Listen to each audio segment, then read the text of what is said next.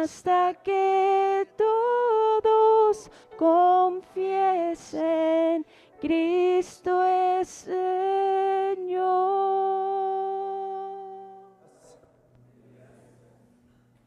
Cuando a mí me dicen doctor, yo le digo a mis amigos que me bajen el título y me suban el sueldo. Guillermo se oye mejor. Esta semana tuve una experiencia que poco suelo tener. Estaba en mi oficina y estaba haciendo una transacción para pagar una membresía de uno de los profesores que me mandó a hacerme miembro de una coja. Entonces salí de la oficina, pero yo dije, ahí están reunidas unas señoras haciendo un estudio bíblico, tal vez no debo entrar. Pero ya había avanzado mi transacción de manera que no la quería parar, reversar y perder el tiempo. Entonces yo dije, bueno, voy a hacer el esfuerzo, entro desapercibido a mi apartamento, saco la tarjeta de crédito y salgo desapercibido. Pues no fue así. Yo llegué, traté de entrar desapercibido a mi apartamento y todas estas señoras que estaban en el estudio bíblico me dijeron al unísono, ¡Feliz San Valentín! Y pocas veces el Día del Amor que celebran en Estados Unidos en estas fechas, pocas veces me sonrojo, pero esa vez me sonrojé. Al punto que Wanda quería darme una de las galletas que una de las señoras había preparado para el San Valentín y también me iba a dar un beso. Pues yo le recibí la galleta, no sabía que me iba a dar un beso, a duras penas dije gracias y seguí. Después, obviamente, mi San Valentín me hizo el reclamo de que no había esperado para darle un beso. Les invito a abrir la palabra de Dios en 2 de Timoteo, capítulo 4. Si algunos recuerdan, la semana pasada también tuve casi un ataque de pánico aquí, porque el capellán nos pide a algunos que tenemos el privilegio de compartir acá y nos pone en la agenda para hacer la reflexión en la convocación. Y yo hace rato he venido trabajando 2 de Timoteo capítulo 3. Entonces, cuando el capellán dijo, me preguntó, ¿cuándo quieres predicar? Yo sentí que ya estaba listo y quería cumplir mi responsabilidad, y yo le dije, cuando tú quieras. Y él me dijo, bueno, listo, 2ª semana de la convocación. Yo le dije, listo. Yo estaba preparado, yo dije, ese es pan comido.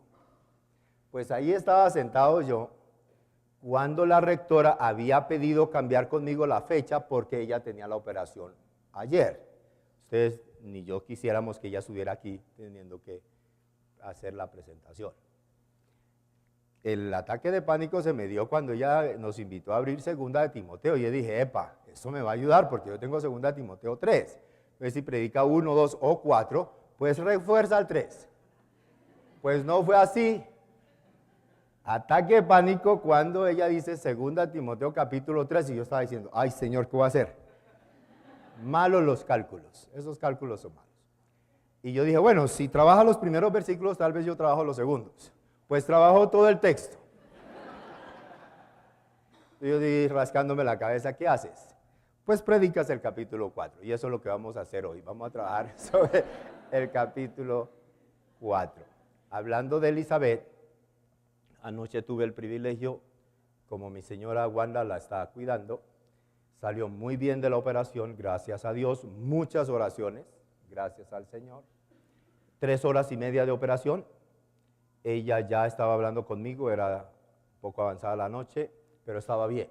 Y la iban a meter en un cuarto especial para que se le pasara la anestesia y no fue necesario, lo que quiere decir que la recuperación va muy bien. Entonces, como cuerpo del Señor estamos muy agradecidos, muy contentos con la restauración de nuestra hermana Elizabeth, que por tanto tiempo ha servido y ha liderado entre nosotros en medio del sufrimiento. Entonces, pensando en ello como agradecimiento, leamos este texto también que nos habla de liderazgo y de restauración. Leo en la Nueva Versión Internacional todo el capítulo.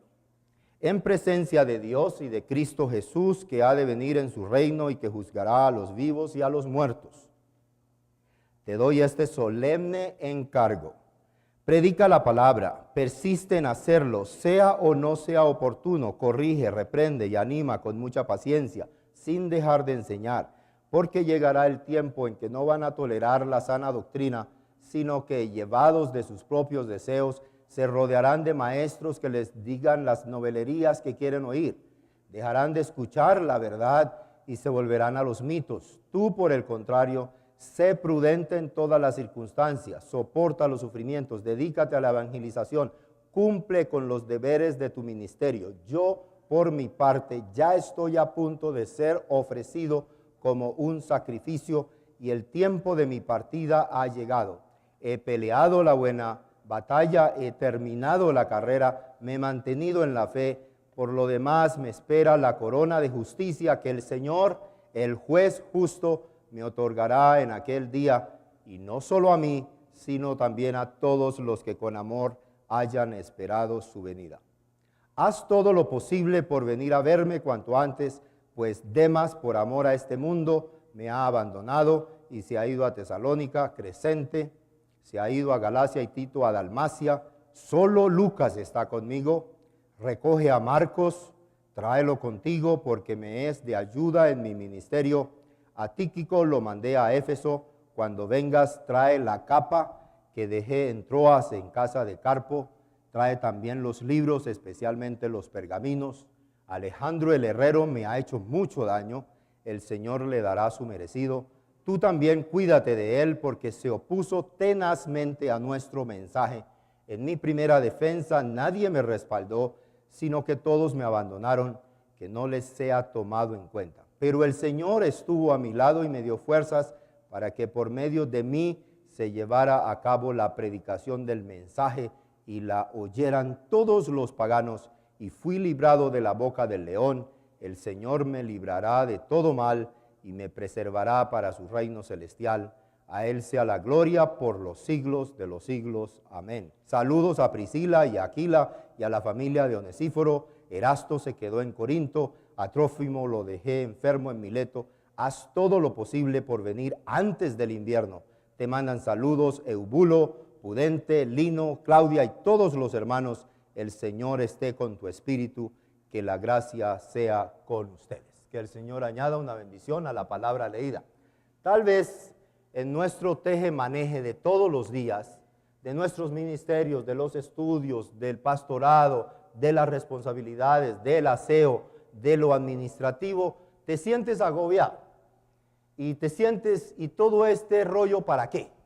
Y todo este ir y venir y trabajar, ir tardes horas a la noche como Gloria Patricia, yo creo que a ella es la que más se enriquece aquí porque trabaja hasta altas horas de la noche, se quedan trabajando durísimo, otras oficinas se quedan, tú trabajas, a las 11 de la noche llegó Donaldo a mi apartamento, vio la luz prendida, todavía estamos trabajando y a veces nos podemos sentir alicaídos.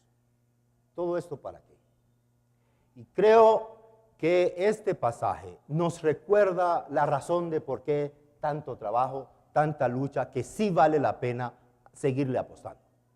Y Pablo, o el referente de esta carta, que es el apóstol Pablo, nos da unos elementos importantes. El primero es la solemnidad del encargo. La solemnidad del encargo. Yo te encargo solemnemente. Entonces, lo primero que y uno puede decir es el encargo sagrado, es el encargo precioso. Hay varias razones por las que este encargo que Pablo le hace a su discípulo, amigo, consiervo, compañero de duras y de armaduras, Timoteo, es solemne. Dos razones importantes por las que este encargo es solemne. Uno, es la presencia, en presencia de nuestro Señor Jesucristo. Y si uno pasa la página antes, en el capítulo 1, versículos 9 y 10, ya hay un referente que el autor ha establecido con relación a Jesucristo. ¿Quién es este Jesucristo? En presencia de Jesucristo. ¿Y quién es él? Versículo 1, 9 y 10. Pues Dios nos salvó y nos llamó a una vida santa, no por nuestras propias obras, sino por su propia determinación y gracia. Nos concedió este favor de la salvación y de vivir una vida santa en Cristo Jesús antes del comienzo del tiempo, y ahora lo ha revelado con la venida de nuestro Salvador Cristo Jesús, quien destruyó la muerte y sacó a la luz la vida incorruptible mediante el Evangelio. Esto en capítulo 1, versículo 9 y 10, es lo que Cristo Jesús ya ha hecho. Ahora Pablo en el capítulo 4, versículo 1, le dice: te encargo en presencia de nuestro Señor Jesucristo. Entonces no es cualquier testigo el que hace solemne el momento del encargo. Y no solamente el momento en el tiempo, pero todo lo que significa el encargo. Es en presencia de nuestro Señor Jesucristo. Así debemos reconocer el encargo que tú tienes. Y si te sientes alicaído, recuerda la solemnidad del encargo. Es en presencia de nuestro Señor Jesucristo. No es en presencia de la profesora de hebreo, ni del profesor de griego, ni de los profesores de aquí. Es en presencia del Señor Jesucristo, quien se metió en nuestro pellejo y sabe cómo es que la cosa anda. Es decir, Jesús no se quedó en el ultraterrestre y te mandó un mensaje al arcángel Gabriel o a quien sea, y desde allá mandó a regir los destinos del mundo. Sino que Jesús, Cristo Jesús, en presencia de quien se hace el encargo, de manera que lo hace solemne, el encargo que Timoteo allá y nosotros acá hemos recibido, es solemne, es porque es en presencia de nuestro Señor Jesucristo, quien se metió en nuestros cueros y nos entiende y comprende.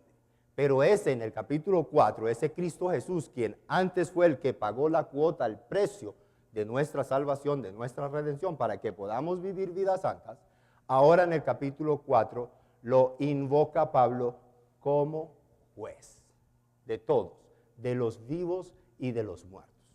Entonces, cuando tenemos nuestra vocación, cuando reparamos en nuestro encargo, en nuestro llamado, sepamos siempre que es un encargo solemne, santo, porque es en presencia de nuestro Señor Jesucristo, quien no solamente es juez en el capítulo 4, pero quien pagó el precio para que tú y yo podamos ser llamados al santo ministerio.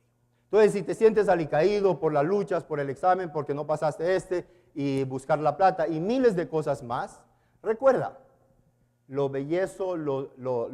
belleza, lo sublime, lo sagrado del llamado en presencia de nuestro Señor Jesucristo. Una segunda razón que encuentro para que este llamado sea solemne es lo que está en juego. Es lo que está en juego. Nuestro llamado, lo que nosotros hacemos en nuestras diferentes capacidades, tiene una repercusión y es una trascendencia importantísima. Volviendo al capítulo 3, los primeros versículos del capítulo 3, Elizabeth nos explicaba la semana pasada que hay una cascada, yo los llamo de demonios, que controlan la vida. Y ella mencionaba 3 que comienzan con amor a uno mismo, amor a la plata, la avaricia y amor al placer. Pero hay una cascada, decía Elizabeth, de demonios, de actitudes que controlan la vida. Y como ya reflexionó sobre esto, lo único que me toca decir en cuanto a ese grupo de demonios, de actitudes, es que todas esas juntas o separadas llevan a la insensatez.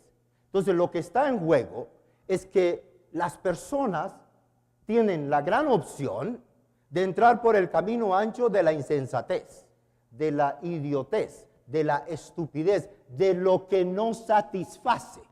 Entonces, lo que está en juego cuando nosotros ejercitamos nuestro encargo, nuestro llamado, es que muchas personas tienen el camino ancho frente a ellos y escogen por un camino de perversidad que no satisface. Si ustedes ven con cuidado los primeros versículos del capítulo 3, dice claramente: todos se darán cuenta de su insensatez. Les animo, por ejemplo, a leer un libro pequeño, es un par de horas de lectura placentera más o menos, de Milan Kundera. Milan Kundera es un autor ciudadano francés ahora, pero realmente fue exiliado de uno de los países de Europa Oriental y escribe muy bien. No que yo esté de acuerdo, su último libro se titula La fiesta de la insignificancia. La fiesta de la insignificancia. Y es un libro bien interesante porque Milan Kundera tiene la capacidad de entender cómo funciona el mundo. Y en este libro él refleja que el mundo funciona para la insignificancia. Milan Kundera atrae al libro muchos personajes de la política, de la historia, del arte, de la vida liviana, de las mujerzuelas, de todo. Toda la configuración de la sociedad humana las pasea Milan Kundera por el libro y por la fiesta de la insignificancia. Pero el mensaje es, al final del día, somos una partida de insignificantes. Nuestro llamado, entonces, está determinado, por un lado, porque una gran opción es la insignificancia.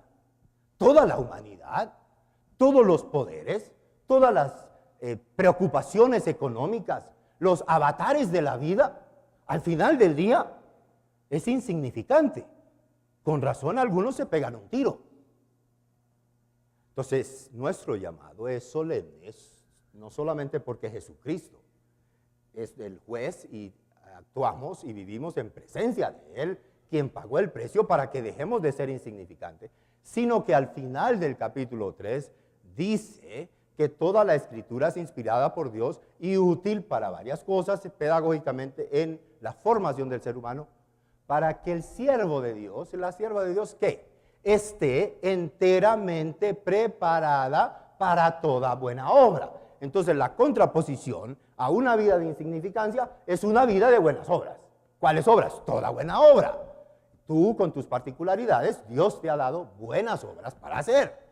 Y el llamado tiene que ver con las buenas obras que Dios te ha llamado a hacer. Entonces lo que está en juego es que por un lado la humanidad tiene la posibilidad del camino ancho de la insignificancia, de la insensatez, de la estupidez. Pero por otro lado tiene el camino angosto de ser orientado, edificado para toda buena obra. Y vaya a saber Dios y tú qué buena obra estás llamado a hacer y no estás haciendo. Pero la edificación en la palabra es para que nosotros nos bajemos de la nube de la insignificancia y de la estupidez de la insignificancia y entremos por el camino del encargo, del llamado, de la pasión, como oraba el vicerrector, de la pasión, que lo hagamos con pasión, para hacer toda buena obra. Entonces, la relevancia de nuestro llamado. Lo que está en juego es que las personas literalmente se están yendo o al infierno o al cielo. Al cielo es traer el reino de Jesucristo para hacer toda buena obra a la que tú estás llamado. Y a las que nuestros amigos y nuestros entornos, y con razón Pablo le dice a Timoteo, te encargo que sigas evangelizando, porque la evangelización es eso, es estimular a la gente que se salga de ese camino ancho y perverso y estúpido de la insignificancia y entrar por el camino que le da dignidad, relevancia, redención, salvación al ser humano, que es el de la salvación, el de las buenas obras. Y ese es un paradigma completamente distinto, esa es la salvación. Para hacer buenas obras está explicado en el capítulo 3 a partir de la palabra del Señor. Entonces, Jesucristo, la presencia del testigo Jesús, que ahora es juez en el capítulo 4, hace que el llamado sea solemne. Más lo que está en juego. Lo que está en juego es grandioso. Tu amigo, tu amiga que está perdida y a través de tu llamado, de tu encargo, cuando tú trabajas con el joven, con la joven que puede encarrilarse por el camino de la insignificancia, tu llamado es sagrado. Entonces, si te sientes alicaído, ánimo, porque esto es solemne. Uno podría preguntarse, en español tenemos una expresión que es pobre de solemnidad. Si esto de solemne, recuerden las dos características que lo hace solemne, la presencia de Jesucristo como juez, pero también lo que está en juego, que la gente escoja la insignificancia y la perversidad o hacer buenas obras. Y ya sabemos cómo es que uno puede determinar vivir para hacer buenas obras. Pero uno puede decir, sí, eso es como ser pobre de solemnidad, que eso es para andar ceremonioso. Pobre de solemnidad es aquel que genera lástima. o andar con la cabeza enhiesta, o como decimos en la costa, con la cara montada, con el cejo fruncido, si la solemnidad es eso de andar con corbatas como ando yo, si la solemnidad es la ceremonia, etc. Ustedes, la mayoría saben que yo tuve una vida de diplomático antes, en mi vida pasada, antes de mi reencarnación. Este es el comienzo de lo que se llama trajes formales. ¿Cómo es que se llama en español? No, pantalón, exactamente. Este se llama pantalón. Y en un anglicismo espantoso, a esto lo llaman smoking. Entonces uno en reuniones normalmente anda en smoking. Yo tuve el privilegio de representar al país en Japón, en Australia y en Canadá. Los tres tienen la particularidad que son monarquías. Monarquía o el imperio como en Japón, cuyo emperador vive en Japón, en Tokio, y tuvimos la oportunidad de ir al Palacio Imperial muchas veces, veía al emperador hasta en la sopa. De paso ya el emperador está por salir y su hijo Akihito, con quien me senté varias veces en unas reuniones que después le cuento, lo va a reemplazar. En Australia, su monarquía, la monarca vive en el Reino Unido y igualmente Canadá, pero esos países tienen mucha ceremonial.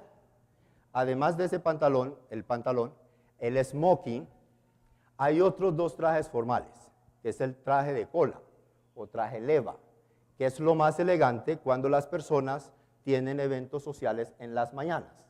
En la Santa Fe de Bogotá, que yo alcancé a conocer, por eso se llaman cachacos, se utilizaba hasta hace poco, yo no soy muy viejo, el traje de cola o el traje de leva, porque tienen unas colas y eso comenzó en la Inglaterra del siglo XIX con los cazadores en caballos que se dejaban la leva. Y hay otro más formal que es el frac.